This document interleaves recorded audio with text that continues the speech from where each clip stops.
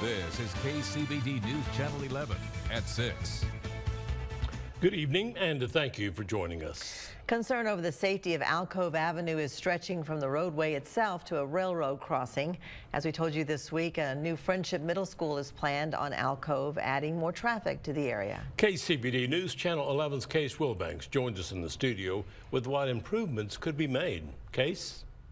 Karen and Abner, a few viewers reached out to me about the railroad crossing at Alcove and Highway 62, concerned about the lack of traffic control devices. Now, Alcove from 66 down to the highway is part of Lubbock County's road improvement program, so it will eventually be reworked to 3 lanes. County officials say those designs are 90% complete, but there won't be any bids on the project until summer of 2024.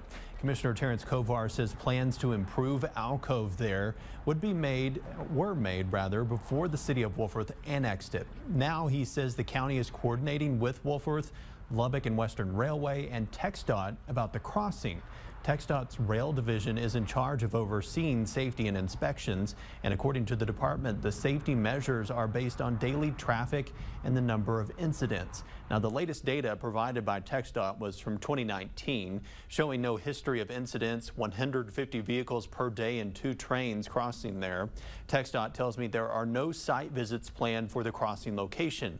I reached out to the railroad company, which can request an upgrade to the crossing. I haven't heard back from them. The public can report any near misses or concerns, which could prompt a site review at this location. And tonight at 10, we'll tell you how you can do that. Karen?